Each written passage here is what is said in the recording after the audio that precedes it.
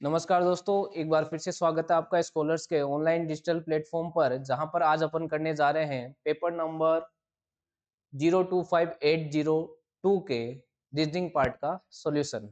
तो बढ़ते हैं पहले क्वेश्चन की ओर।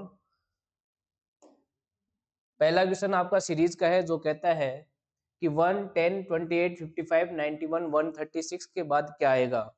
तो जैसा कि मैं सीरीज में देख पा रहा हूँ कि सीरीज मुझे बढ़ती हुई दिखाई दे रही है, और सीरीज बढ़ती हुई दिखाई दे तो वहां पर जो लॉजिक होते हैं वो या तो प्लस के या फिर मल्टीप्लाई के। अगर बात करूं इस सीरीज की, तो जैसे यहाँ पे मेरे को डिफरेंस 9 का नजर आया, फिर 18 का आया, फिर 27 का आया। तो यहाँ से मैं समझ पा रहा हूँ कि 9 के टेबल के अकॉर्डिंग आपके ये जो डिफरेंस है वो क्रिएट हुए हैं। क्लियर है बात? तो देखो 9 18 27, अब क्या आएगा यहाँ पर 36, यहाँ पर 45, और आगे क्या आएगा 54। और अगर 54 इसमें ऐड करेंगे तो लास्ट डिजिट को अगर ऐड किया मैंने तो 6 और 4 10, यानी लास्ट डिजिट 0 आएगी, आंसर जो भी हो। तो आपने कहा कि लास्ट डिजिट 0 केवल इसी में है, तो आपका आंसर नंबर ए हो गया। यानी पूरा एडिशन ना करके अपने लास्ट डिजिट से इसका आंसर किया। आगे बढ़ेंगे क्वेश्चन नंबर 2 की ओर। क्वेश्चन नंबर 2 आपका कहता है कि जो रिलेशन 162 9 और 18 के अंदर है और 231 11 और 21 के अंदर है, वैसा ही रिलेशन आप कौन से चार पार्ट में देख पा रहे हो। क्लियर है बात? तो अगर मैं बात करूं इस रिलेशन की, तो ये रिलेशन साफ साफ दिखाई देता है। ये रिलेशन कहता है कि अगर 18 को 9 से मल्टीप्लाई करोगे तो 162 आएगा, और 21 को 11 से मल्टीप्लाई करेंगे तो 231 आएगा। तो सीधी सी बात है कि लास्ट की दो संख्या गुणा होकर पहली संख्या आनी चाहिए। अब गुणा करना पूरा नहीं होता है, केवल लास्ट डिजिट से चेक करने की कोशिश करेंगे। जैसा कि मैं जानता हूं कि 8 और 2 मल्टीप्लाई होकर लास्ट डिजिट 6 दे देगा, बिल्कुल दे देगा। 9 और 6 मल्टीप्लाई होकर लास्ट डिजिट 4 दे देगा, बिल्कुल देगा। लेकिन 8 और 2 मल्टीप्लाई होकर लास्ट डिजिट 0 नहीं आ सकती, तो ऑप्शन बी गया। अगर मैं बात करूं 1 और 4 की लास्ट डिजिट के मल्टीप्लाई से 6 नहीं आ सकता लास्ट डिजिट, तो ये भी गया। तो दो ऑप्शन मैंने एलिमिनेट कर दिए केवल लास्ट डिजिट के अनुसार। अब मैं देख लेता हूं या तो आंसर ए होगा या सी होगा। तो मुझे पता है कि लास्ट की दो संख्या गुणा होगी, यानी 28 को अगर मैं 12 से गुणा करूं तो क्या 336 आता है क्या? तो आप कहोगे सर बिल्कुल आता है। 12 8 96, 9 कैरी गया 24, और 24 और 9 33, तो 336 आ रहा है। यानी आपके नंबर ऑप्शन ए में ही बात बैठ गई है, तो ऑप्शन नंबर सी को चेक करने की जरूरत नहीं है। क्लियर है बात? तीन ऑप्शन अपन ने सॉरी दो ऑप्शन अपन ने लास्ट डिजिट से डिलीट किए, और इन दो में से चेक किया, तो एक में अगर आंसर आ रहा है तो दूसरे को चेक करने की आवश्यकता नहीं है। अब बढ़ेंगे आगे क्वेश्चन नंबर 3 की ओर। क्वेश्चन नंबर 3 आपका कहता है मिरर इमेज का क्वेश्चन। और मिरर इमेज का क्वेश्चन आपका ये कहता है कि जो आपको ये चीज दी है, अगर यहाँ पे दर्पण लगा दिया जाए तो वो कैसे दिखाई देगी। तो आप कहोगे सर सिंपल सी बात है कि मुझे ई उल्टा दिखाई देगा। तो ई उल्टा इसमें भी है, इसमें भी है, इसमें भी है, लेकिन इसमें सीधा है, तो ये ऑप्शन तो गया। अगर बात करेंगे बी की, तो बी भी आपको उल्टा दिखाई देगा, यानी डी की तरह दिखाई देगा। जो इसमें दे रहा है, इसमें दे रहा है, लेकिन इसमें नहीं दे रहा है, तो ये भी ऑप्शन गया। दो ऑप्शन एलिमिनेट हो गए दो चीजों से ही। अब इन दोनों में जो चीजें जहां तक सेम है वहां चेक मत करो। अब देखो 7 जो है वो दोनों में अलग है, और आपको पता है कि 7 उल्टा ही दिखाई देगा, यानी ऑप्शन नंबर ए होगा। जितना जल्दी हो सके आंसर को टिक करके आगे बढ़ना होता है, इसलिए कम से कम चीज चेक करनी होती है। क्लियर है बात? आगे बढ़ेंगे क्वेश्चन नंबर 4 की ओर। क्वेश्चन नंबर 4 आपका कहता है कि 125 is related to 50, following the same logic 230 is related to 92। तो अगर मैं इस लॉजिक की ओर बढ़ूं तो मैं ये देख पा रहा हूं कि 125 और अगर 50 के बीच के रेशियो की बात करें तो ये रेशियो बनता है 5:2 का। क्या यही रेशियो इनके बीच बन रहा है? तो आप कहोगे सर 230 और 92 की बात करोगे तो 23 के पार्ट से काटने पे ये 10 और ये 4, और फिर काटने पर आएगा 5:2। तो बिल्कुल 5:2 वाला अपन को ऑप्शन में देखना है कि कौन सा 5:2 दे रहा है, वही आपका आंसर हो जाएगा। हालांकि इसमें ऐसा नहीं दे रहा, इसमें कह रहा है कि 315 किससे रिलेटेड होगा। तो 315 की बात करेंगे कि यहाँ पर क्या आएगा, तो मैं कहूंगा ये वैल्यू तो 5 की है। आपको यहाँ पर कितने की चाहिए? यहाँ पर चाहिए 2 की वैल्यू। तो 5 की वैल्यू 315 है, तो 1 की वैल्यू कितनी होगी? तो आपको होगी 63 होगी। कितनी होगी? 63। 1 की वैल्यू 63 है, तो 63 को 2 से मल्टीप्लाई करेंगे तो आपका आंसर क्या आ जाएगा? 126। तो आपका ऑप्शन नंबर डी इसके अंदर आंसर हो जाएगा। क्लियर है बात? अब बढ़ेंगे अपन क्वेश्चन नंबर 5 की ओर। क्वेश्चन नंबर 5 आपका क्या कहता है? क्वेश्चन नंबर 5 सीरीज का है। सीरीज भी आपको फिर से एक बढ़ती हुई सीरीज दिखाई दे रही है, और अगर बढ़ती हुई सीरीज दिखाई दे रही है तो अगर इनके बीच के डिफरेंस की बात करूं तो ये डिफरेंस है 7 का, ये डिफरेंस 14 का, ये डिफरेंस 21 का, और ये डिफरेंस 28 का। तो आगे जो डिफरेंस आएगा वो किसका आएगा? 35 का आएगा। और 74 में 35 अगर ऐड करोगे तो आपका आंसर आएगा 109। यहाँ पे भी लार्ज डिजिट से आंसर आता है। क्लियर है बात? नेक्स्ट क्वेश्चन नंबर 6 की ओर चलेंगे। क्वेश्चन नंबर 6 आपका एक ब्लड रिलेशन से क्वेश्चन है, जहां पर कोडेड आपको कुछ इन्फॉर्मेशन दी है। तो ऐसे प्रश्नों में सबसे पहले आपको क्या करना होता है? जो प्रश्न दिया है वो आपको सबसे पहले इस पे अटैक करना है कि ये प्रश्न क्या दिया है। तो ये लिखोगे सबसे पहले P मल्टीप्लाई क्यों डिवाइड बाई R माइनस का S और प्लस का T। अब इस सिंबल के मीनिंग देख लो क्या क्या दिए हुए। प्लस का मीनिंग आपको क्या दे रखा है? सन, तो आपने लिख दिया सन। माइनस का मतलब आपको क्या दे रखा है? सिस्टर, तो आपने लिख दिया सिस्टर। डिवाइड का मीनिंग आपको दे रखा है ब्रदर, तो आपने लिख दिया ब्रदर।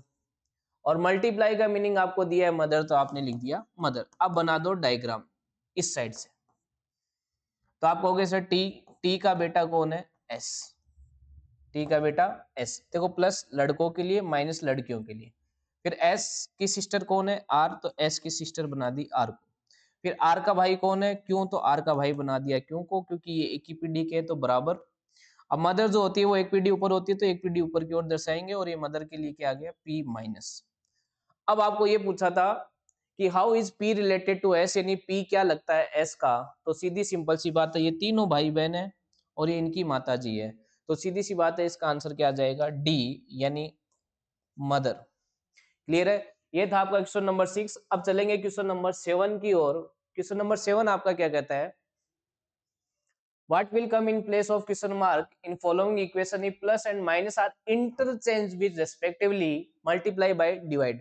यानी प्लस को चेंज किया है गुणा से, और गुणा चेंज हुआ है प्लस से, माइनस चेंज हुआ है डिवाइड से, और डिवाइड चेंज हुआ है माइनस से। सबसे पहला काम तो जो बोला है उसने वो आपको करना है। 18 मल्टीप्लाई की जगह प्लस के लिए बोला है तो प्लस कर दिया, प्लस का 17, और प्लस की जगह मल्टीप्लाई यानी गुणा कर दिया 4। फिर डिवाइड की जगह माइनस, और माइनस की जगह डिवाइड। अब लगा देंगे अपन इसमें बोर्ड मास। बोर्ड मास का मतलब सबसे पहले ब्रैकेट सोल्व, फिर डिवीजन, फिर मल्टीप्लीकेशन, फिर एडिशन, और लास्ट में सब्ट्रैक्शन। तो देखो सबसे पहले अगर मैं डिवाइड को सोल्व करूं तो यहां से आ जाएगा मेरे पास 11। क्लियर है बात? अब मल्टीप्लाई को सोल्व करूंगा तो यहां से कितना आ जाएगा? 68। अब मैं एडिशन को अगर सोल्व करूं तो यहां से कितना आ जाएगा? तो आप कहोगे सर इस यहां से आ जाएगा 76 ही आएगा ना, सॉरी 86। और इसमें से माइनस कर दो 11। 86 माइनस 11 करेंगे तो आपका आंसर आएगा 75। Option number B. क्लियर है बात? ये था आपका मैथमेटिकल ऑपरेशन से क्वेश्चन। नेक्स्ट अपन चलेंगे क्वेश्चन नंबर 8 की ओर। क्वेश्चन नंबर 8 कहता है आपका ADE comma C F H comma E H K comma G J N, इसके बाद क्या आएगा? यानी कहने का मतलब फिर से एक सीरीज का, लेकिन इस बार जो सीरीज दी है वो अल्फाबेटिक सीरीज दी है। और जब जब अल्फाबेटिक सीरीज दे तो आपको सबसे पहला काम क्या करना है? क्रमांक लिखने हैं। तो सबसे पहले क्या लिखेंगे?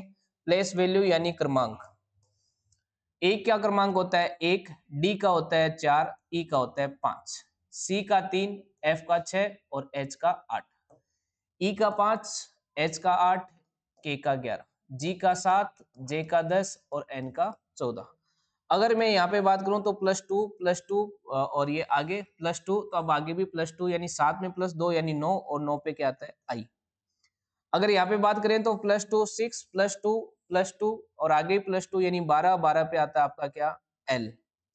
अगर मैं बात करूं यहाँ पर तो 5 और 5 में ऐड हुआ है 3, 8 में 3, इसमें 3, तो आगे भी 3 ऐड होके 17, और 17 पे आता है क्यू। तो आई एल क्यू जिस भी ऑप्शन में आपको देखने मिले उसे फटाफट लॉक कर दो, यानी आपका आंसर नंबर डी। ये था आपका question number 8। Next question number अपन चलेंगे 9 की ओर। क्वेश्चन नंबर 9 आपका कहता है कि in a certain code language Florence is coded as 86 and gratitude is coded as 114, how is foreign is coded. कहने का मतलब है कि जिस तरीके से फ्लोरेंस को 86 लिखा गया है तो कैसे लिखा गया है, ऐसे प्रश्नों को कहते हैं कोडिंग डिकोडिंग का प्रश्न। और कोडिंग डिकोडिंग में फ्लोरेंस के अगर 86 की बात करें तो सबसे पहले आप क्रमांक लिखोगे। एफ का क्रमांक होता है 6, एल का होता है 12, ओ का होता है 15, आर का होता है 18।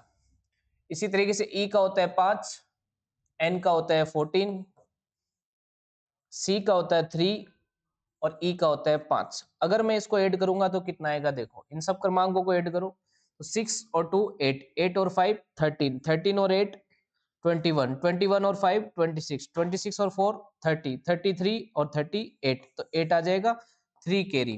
तो 3 4 5 6 7, तो ये आया 78, लेकिन दिया क्या गया है 86, यानी 78 में क्या ऐड हुआ है 8 और ये आया 86। ठीक है। अब अगर हम बात करें ग्रेटिट्यूड की, तो ग्रेटिट्यूड के भी क्रमांक लिखो तो 7, 18, 1, 20, 9, 20, 21, 4 और 5। और जब आप इसको ऐड करोगे, इसको ऐड करने पे आपके पास आएगा 7 और 8 15, 15 और 1 16 और ये 25, 25 और 26 40 और ये 5, तो ये आएगा 5 और 1 और 2 3, 3 और 2 5, 5 और 2 7, 7 और 3 कैरी थी तो 105। तो यहाँ पे आपको जाना है 114 तक, तो आपने ऐड किया 9, तो ये आया 105। आप देख रहे हो यहाँ पे 8 ऐड हुआ है और यहाँ पे कितने ऐड हुआ है 9। ऐसा क्यों हुआ? ऐसा इसलिए हुआ कि ये 8 जो है वो आया नंबर ऑफ लेटर से, 1 2 3 4 5 6 7 8, 8 लेटर थे तो 8 ऐड हो गया। और ग्रेटिट्यूड में 1 2 3 4 5 6 7 8 9, 9 थे तो यहाँ पे क्या ऐड हो गया 9। तो सबसे पहले फॉरेन की अगर बात करें तो पहले क्रमांक लिखेंगे 6, 15, 18, 5, 9, 7 और ये 14। अब इनको ऐड करो तो 6 और 5 11, 19 और 24 और ये 33, 33 और ये 7, 33 और 7 40 और ये 44 का 4 आ जाएगा, 4 चला जाएगा कैरी, तो 4 5 6 7। ठीक है। अब इसमें ऐड क्या होगा, 1 2 3 4 5 6 7, 7 ऐड हो जाएगा और 7 ऐड होके आपका आंसर क्या आ जाएगा 81, यानी ऑप्शन नंबर सी। तो आपका क्वेश्चन नंबर 9 का आंसर क्या होगा, ऑप्शन नंबर सी 81। नेक्स्ट चलेंगे क्वेश्चन नंबर 10 की ओर। क्वेश्चन नंबर 10 फिर से आपका एक अल्फाबेटिक सीरीज है, तो प्लेस वैल्यू लिखो, आपको बात समझ में आ जाएगी आराम से। तो प्लेस वैल्यू मैं यहीं पे लिख देता हूँ। एम का 13, इसका 24, इसका 21, 17 3 1 और फिर ये 21 8 7 25 13 और 13। क्लियर है बात? अब आगे क्या आएगा, देखो 13 में +4 हुआ, फिर +4 हुआ, फिर +4, अब +4 होगा तो 29। अब 29 लेटर तो होते नहीं है, 26 तक ही होते हैं, तो 26 इसमें से माइनस करेंगे तो 3 आएगा। 3 आने पर यानी पहला लेटर क्या आएगा, सी। जैसे ही पहला लेटर देखा तो ये ऑप्शन एलिमिनेट, ये ऑप्शन एलिमिनेट, ये ऑप्शन गया, तो आपका आंसर क्या हो गया, बी। ज्यादा मैं चेक नहीं करूंगा कि आगे इसने क्या किया है। क्लियर है बात? इतना समय ना आपके पास है ना मेरे पास, तो अपन चलेंगे नेक्स्ट क्वेश्चन नंबर 11 की ओर। और क्वेश्चन नंबर 11 कहते हैं आपका, यदि प्लस और माइनस को आपस में बदल दिया जाए और गुणा को डिवाइड को आपस में बदल दिया जाए तो समीकरण की वैल्यू क्या होगी। तो देखो जो कहा है वो काम कर दो और आंसर निकाल दो। जैसे 15 गुणा और डिवाइड को आपस में बदलना है तो यहाँ पे आ जाएगा मल्टीप्लाई, और प्लस माइनस को बदलना है तो यहाँ पे आ जाएगा माइनस, गुणा की जगह डिवाइड और माइनस की जगह प्लस। क्लियर है बात? अब बोर्ड मास लगा देंगे तो सबसे पहले डिवाइड सोल्व होगा, तो यहाँ पे आ जाएगा 4 माइनस का 5 गुणा 15 और ये प्लस का 5। अब यहाँ पे प्लस का 5 गुणा करने पर 75, 75 माइनस 4 प्लस 5। अब पहले ऐड कर दो तो ये 80, 80 माइनस 4 करेंगे तो क्या आ जाएगा आपका 76, आपका ऑप्शन नंबर सी। क्लियर है बात? नेक्स्ट क्वेश्चन नंबर चलेंगे अपन क्वेश्चन नंबर 12 की ओर। क्वेश्चन नंबर 12 कहता है आपका, देखो क्वेश्चन नंबर 12 में एक थोड़ी सी समस्या मेरे को नजर आ रही है कि आपका इंग्लिश मीडियम में क्वेश्चन कुछ और है और हिंदी मीडियम में क्वेश्चन कुछ और है। अगर पेपर में भी ऐसा कभी आए तो इंग्लिश मीडियम ही मान्य होता है। क्लियर है बात? तो मैं इस क्वेश्चन को इंग्लिश मीडियम से ही सोल्व करूंगा, जो भी आंसर आएगा वो आपको मानना होगा। क्लियर है बात?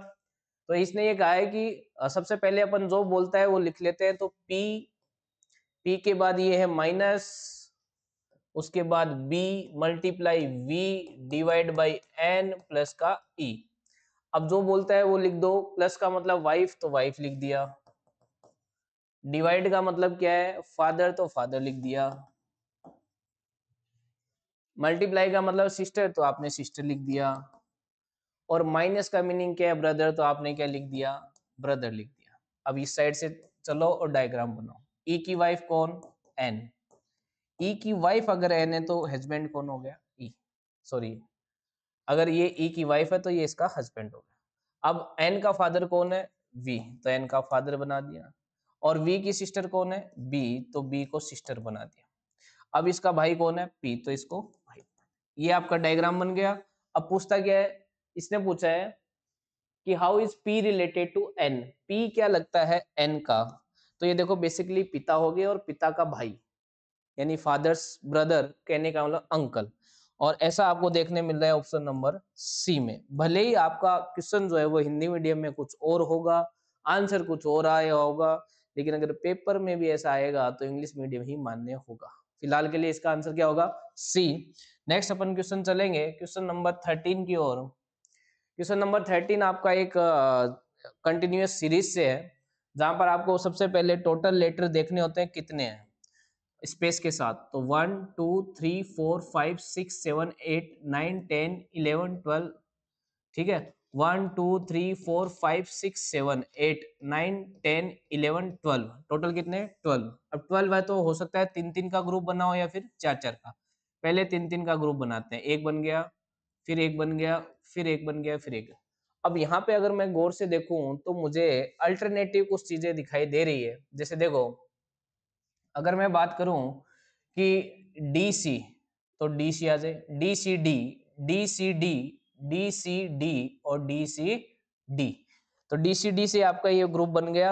अब जो आपने ब्लैंक भरे हैं वैसे देख दो, डी सी डी, ऐसा ऑप्शन किस में देखने मिल रहा है, तो आप कहोगे सर ऑप्शन नंबर ए इसका आंसर होगा। क्लियर है बात। नेक्स्ट क्वेश्चन नंबर 14 की ओर चलेंगे। क्वेश्चन नंबर 14 आपका क्या कहता है, क्वेश्चन नंबर 14 है, एक आपको डायग्राम दिए है, जो डायग्राम के अंदर आपको सीरीज दी है, आपको सीरीज का पैटर्न समझना होगा और क्वेश्चन मार्क की जगह क्या आएगा ये आपको बताना था। तो देखो सीधी सी बात है, अगर अंदर वाली चीज की बात करूं तो पहले ऊपर, फिर 180 डिग्री नीचे आ गया, फिर ऊपर चला गया, फिर नीचे आ गया, तो अब आएगा ऊपर की ओर। तो पहली बात तो ऑप्शन नंबर ए हो सकता है, बी हो सकता है, लेकिन आपके ये जो दो ऑप्शन है वो एलिमिनेट हो गए। सबसे पहले उन ऑप्शन को हटा दो जो नहीं हो सकते। क्लियर है बात। अब बात करते हैं कि ए होगा या बी। तो देखो ये यहाँ था, फिर एक एक लाइन छूटी यहाँ पे, अल्टरनेट लाइन पे गया। अब देखो ये छूटेगी यहाँ आएगा, बिल्कुल यहाँ आया। अब क्या होगा, ये छूटेगी यहाँ आएगा, यहाँ पे। अब ये छूटेगी और कहाँ पे आएगा, यहाँ पर आएगा, यानी इस लाइन पे आएगा। इस लाइन पे अगर बात करूं तो इसमें तो है नहीं, तो आपका ऑप्शन नंबर क्या हो गया, ए। क्लियर है। तो 14 का आपका आंसर क्या होगा, ए। 14 का आंसर क्या हो गया आपका, ए। नेक्स्ट चलेगी अपन क्वेश्चन नंबर 15 की ओर, जो कि क्या कहता है,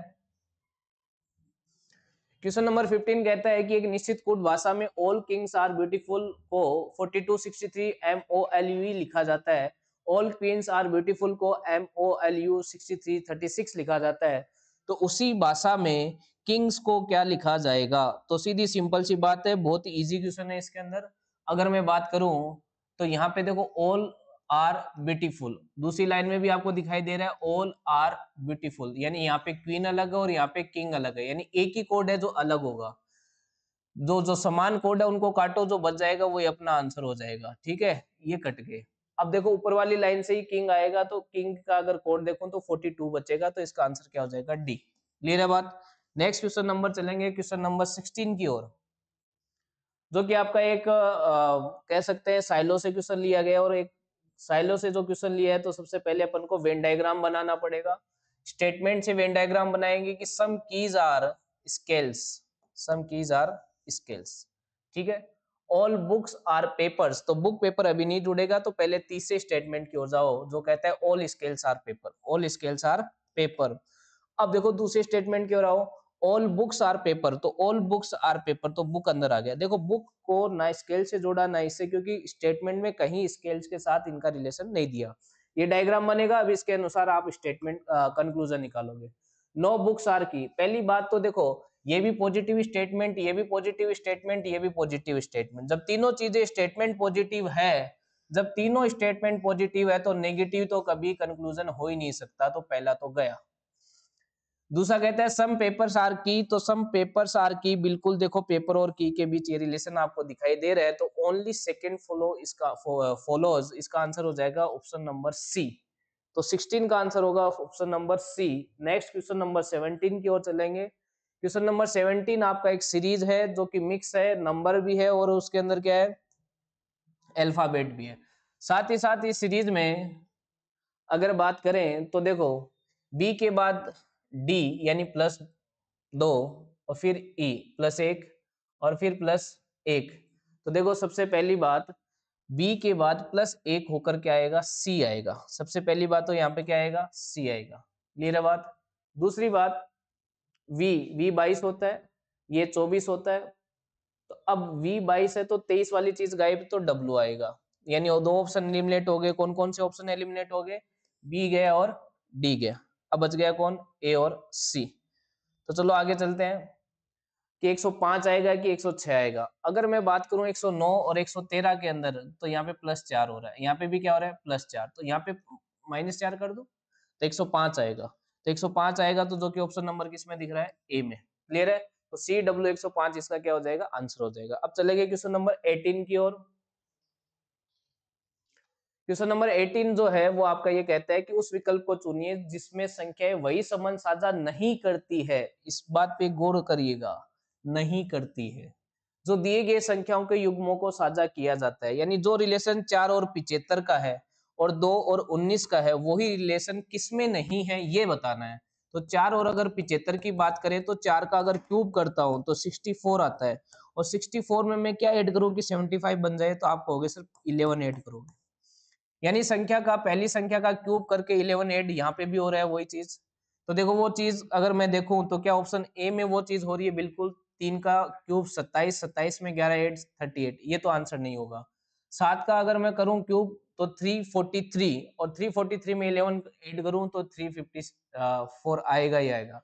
अगर 5 की बात करूं तो 125, और 125 में अगर मैं 11 ऐड करूं तो 136 आएगा ही आएगा। तो ये ऑप्शन 3 खत्म हो गए। अब बचा कौन सा, 6 212, यानी ऑप्शन नंबर सी, क्योंकि 6 का क्यूब होता है 216 और उसमें ऐड होना था 11। क्लियर है बात। चलेंगे नेक्स्ट क्वेश्चन नंबर 19 की ओर। 19 क्वेश्चन आपका फिर से एक बार सीरीज का है, जहां पे एक थोड़ी सी एरर भी रही है, लेकिन वो अगर एरर को आप नहीं भी देखते तो भी आपका क्वेश्चन हो जाता। एरर क्या थी, इस 61 की जगह 64 था। देखो ये था 3 का क्यूब, ये था 6 का क्यूब, ये था 7 का क्यूब। तो जब क्यूब की बातें चल रही है तो 3 के बाद यहाँ पे 4 का क्यूब आना चाहिए था। क्लियर है। तो 64 होता। अब 5 का क्यूब आएगा 125 आएगा, कुछ भी हो अल्फाबेट में कुछ भी किया हो 125 आएगा। तो ये क्या आ गया आपका ऑप्शन नंबर सी। अगर मैं अल्फाबेट से जाता, मान लो एरर नहीं पता होती और अल्फाबेट से जाता तो भी मेरा आंसर आ जाता। जैसे देखो ये 13, ये 11, ये 7 और ये 5, पहला लेटर है। अगर मैं बात करूं 13 फिर 11 यानी -2, अब -2 होकर आई आता, क्या था आई, और वो एक ही ऑप्शन में आई, तो ऑप्शन नंबर सी होता। अल्फाबेट से चले जाते तो एरर दिखता ही नहीं, लेकिन अगर नंबर से अगर जाते तो आपको एरर दिखता। क्लियर है बात। लेकिन एरर है, बिल्कुल है, 61 की जगह क्या आएगा, 64 आएगा। क्लियर है। नेक्स्ट क्वेश्चन नंबर 20 की ओर चलेंगे। क्वेश्चन नंबर 20 आपका कहता है यदि 6 नवंबर 1925 को शुक्रवार था तो 16 सितंबर 1933 को सप्ताह का कौन सा वार होगा। अब ये बहुत लंबी चौड़ी प्रोसेस में नहीं बताऊंगा, फिलहाल सीधा इसका आंसर करना सिखाता हूं कि आपको कोड के थ्रू इसके आंसर करने हैं। कोड कौन से लेंगे, तो आप कहोगे सर जनवरी, फरवरी, मार्च, अप्रैल, मई, जून, जुलाई, अगस्त और सितंबर, अक्टूबर, नवंबर और दिसंबर, ये 12 महीने होते हैं। कोड होते हैं 733, 614, ठीक है, 625 और 735, ये मंथ के कोड हो गए नॉर्मल ईयर के। लीप ईयर में क्या हो जाता है, 7 की जगह 6 और ये 2, ये तो हो गए मंथ के कोड। सेंचुरी कोड 400 का भाग देंगे, रिमाइंडर 0 आने पर। किसी भी सेंचुरी कोड को निकालने के लिए सेंचुरी में यानी शताब्दी में 400 का भाग देते हैं, रिमाइंडर 0 आने पे कोड 6, और क्या आने पर, 1 आने पर क्या ऐड होगा 4, 2 आने पे 2, और 0 3 आने पर क्या हो जाएगा 0। ये सेंचुरी कोड है। और फिर Sunday, Monday, Tuesday, Wednesday, Thursday, Friday और सैटरडे, इनके कोड क्या लेते हैं 0, 1, 2, 3, 4, 5 और 6, ये मैंने आपको पूरा बता दिया है। अब आपको एक फॉर्मूला लगाना होता है। फॉर्मूला कैसे? इस डेट से, इसी से याद कर लो फॉर्मूला। सबसे पहले डेट आता है, उसके बाद क्या आता है मंथ कोड, उसके बाद क्या आता है सेंचुरी कोड, उसके बाद आता है नंबर ऑफ ईयर, फिर क्या आता है number of leap year divide by 7। तो आप लगाओ। सबसे पहले जो आपको दिया गया है उसमें आपको ये फॉर्मूला लगाना पड़ेगा।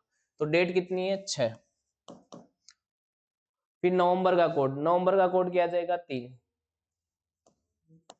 फिर सेंचुरी कोड। अब देखो 1925 के अंदर सेंचुरी कौन सी है जिसमें लास्ट में 2 जीरो, 1900 प्लस 25 इसमें हो गए ईयर। तो 1900 सेंचुरी में अगर 400 का भाग देंगे तो रिमाइंडर बचेगा 3, 3 का बचने पर कोड हो जाता है 0। तो ये आ गया 0, सेंचुरी कोड आ गया। नंबर ऑफ ईयर कितनी है 25। नंबर ऑफ लीप ईयर कैसे देखते हैं? 25 में 4 का भाग देने पर कितनी बार पूरा पूरा जाता है? 6 बार पूरा पूरा जाएगा। तो लीप ईयर कितना हो गया 6, डिवाइड बाई कर दिया 7 से। अब क्या करना है 7 से डिवाइड करना है। देखो 25 और 3 तो 8, 7 चौक 28, तो इससे तो शेषफल आएगा नहीं। 6 6 12, 12 में 7 का भाग देंगे तो शेषफल कितना आएगा 5। तो 5 का मतलब अपन फ्राइडे मानेंगे। 5 का मतलब क्या मानेंगे? फ्राइडे। नेक्स्ट अगर बात करें तो 16 दिसंबर 1933 की बात करें तो डेट कितनी है 16। सितंबर की बात करूं तो सितंबर का कोड कितना है 5 प्लस। फिर उसके बाद करते हैं सेंचुरी, सेंचुरी तो वही आपकी 0 code. Number of years 1900 plus 33, तो 33 इस बार ये हो गए। और लीप ईयर 8 बार जाएगा, 8 चौक 32, तो 8 आ गए डिवाइड बाई 7। अब देखो 7 में 16 का भाग देंगे तो 2 शेषफल आएगा और 5 और 2 7 कैंसिल हो जाएगा। उसके बाद 33 और 8, देखो जिसको ये ऐसे कैलकुलेशन नहीं करनी आती वो सब पहले जोड़ेंगे फिर 7 से डिवाइड करेंगे। 33 और 8 की अगर बात करूं तो ये होता है 41, और 41 में 7 का डिवाइड करेंगे तो कितना रिमाइंडर रहेगा 6। तो फ्राइडे के बाद अगर 5 फ्राइडे को दिया है तो 6 को। देखो अब इसमें जब डेट का कंपैरिजन होता है तो इनको भूल जाते हैं, ठीक है। अब जो दिया है वो मानना है। 5 का मतलब फ्राइडे, तो 6 का मतलब क्या होगा सैटरडे। तो इसका आंसर क्या आएगा डी, यानी 20 का आंसर क्या आ जाएगा आपका डी। क्लियर है क्या बात? कोई दिक्कत? ये था आपका क्वेश्चन नंबर 20 जिसके अंदर आपका आंसर आएगा डी। क्लियर है? नेक्स्ट अपन चलेंगे क्वेश्चन नंबर 21 की ओर। अंग्रेजी वर्णमाला में दिए गए अक्षरों के बीच एक निश्चित संबंध है। यू ओ के जी को वी पी एल एच के रूप में और के क्यू डब्ल्यू वाई को एल आर के एक्स जेड के रूप में संबंधित किया जाता है। तो बताओ ए एम एस डब्ल्यू को कैसे करेंगे? तो देखो सीधी सिंपल सी बात है, इतना इजी क्वेश्चन इन्होंने दिया है जिसकी कोई हद नहीं है। यू में प्लस एक करो वी, ओ में प्लस एक करो पी, के में प्लस एक करो एल, और जी में प्लस एक करो एच, यानी plus one plus one plus one plus one. बस यही आपको करना था। तो ए में प्लस वन करेंगे बी, एम में प्लस वन करेंगे एन, एस में प्लस वन करेंगे टी, और डब्ल्यू में प्लस वन करेंगे तो S. B N T X आपका ऑप्शन नंबर ए में आपको दिखाई दे रहा है। क्लियर है बात? ये था question number 21। Next question number 22 की ओर चलेंगे। नीचे 4 युग्म दिए गए हैं जिनमें से 3 प्रकार समान है और एक भिन्न है। उस युग्म को चुनिए जो भिन्न है। बिल्कुल आसान क्वेश्चन, इतना इजी क्वेश्चन जिसकी कोई हद नहीं। ये 15 का स्क्वायर है, ये 9 का स्क्वायर है, ये 19 का स्क्वायर है, लेकिन ये 4 का क्यूब है। तो ये अलग हो गया आपका ऑप्शन नंबर डी। ये क्यूब है, बाकी चीजें क्या है स्क्वायर है। पहली संख्या क्या स्क्वायर, दूसरी संख्या दी है। क्लियर है? नेक्स्ट क्वेश्चन नंबर 23 की ओर चलेंगे। ये फिर से एक मिरर इमेज का क्वेश्चन है। तो मिरर इमेज क्वेश्चन में आपको पता है कि अगर मैं मिरर लगाऊंगा तो पहली बात तो मेरे को ये चीज ऐसे दिखाई देगी। कैसे? इस तरीके से। और इस तरीके से अगर मैं देखूं तो इसमें दिख रहा है, इसमें दिख रहा है, ये ऑप्शन एलिमिनेट हो गया, 3 में दिख रहा है। अगर मैं बात करूं इसकी तो ये भी मेरे को क्या दिखाई देगा, ये इसका फेस भी इस साइड आएगा और पहले ये आएगा, पहले यही आएगा, ठीक है। तो पहले इस साइड ये दिखाई देगा जो कि इसमें दे रहा है और इसमें दे रहा है, तो ये गया। अब इसमें इसमें अगर फर्क की बात करूं तो देखो आ रही है लाइनिंग की, और लाइनिंग थोड़ी गायब हो जाएगी, तो ये भी गायब नहीं होगा। आपका आंसर क्या हो जाएगा डी। क्लियर है? ये था 23 का आपका आंसर नंबर डी। कोई दिक्कत नहीं। नेक्स्ट सेकेंड लास्ट क्वेश्चन की ओर बढ़ेंगे। Question number 24। फिर से एक साइलो का क्वेश्चन है। तो साइलो का क्वेश्चन जैसे ही आता है स्टेटमेंट से आपको वेन डायग्राम बनाना होता है। वेन डायग्राम क्या कहता है? वो ये कहता है कि ऑल पेंसिल आर कार्टून। तो ये लोग पेंसिल और ये सॉरी सम का बात कर रहा है, सम का बात कर रहा है, ऑल का बात नहीं कर रहा है। तो some pencil are cartoons, all cartoon are river, all cartoon are rivers, all rivers are shadow, all rivers are shadow, ये बनेगा आपका वेन डायग्राम। वेन डायग्राम बन गया, कंक्लूजन आराम से हो जाएगा। ऑल पेंसिल्स आर शेडो, क्या सभी पेंसिल शेडो है? बिल्कुल नहीं है। All cartoon are shadow, all cartoon are shadow, बिल्कुल देखो सी पूरे शेडो के अंदर आ रहा है तो सही है। तीसरे की बात करें, सम शेडोज आर पेंसिल, बिल्कुल सम शेडोज आर पेंसिल, देखो सम शेडोज आर पेंसिल, ये भी सही है। यानी only second and third follow, that mean option will be ए।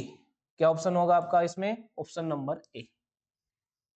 ठीक है, ये था आपका क्वेश्चन नंबर 24। अब चलेंगे लास्ट क्वेश्चन की ओर, क्वेश्चन नंबर 25 की ओर। क्वेश्चन नंबर 25 क्या कहता है आपका? क्वेश्चन नंबर 25 कहता है identify the number of triangles in the given figure. जो आपको फिगर दिया है उसमें आपको त्रिभुजों की गिनती देखनी है। मैं हर वक्त जब भी आपको ये टॉपिक पढ़ाता हूँ तो मैंने आपको एक चीज सिखाई है कि जब भी इस तरीके का आपका क्वेश्चन आए कि इसमें ट्राइंगल कितने होंगे, तो देखो इस लाइन को क्या कहते हैं, मैं क्लास में अक्सर पूछता हूँ कि इस लाइन को क्या कहते हैं। तो कुछ लोग इसको क्या बताते हैं? माध्यिका।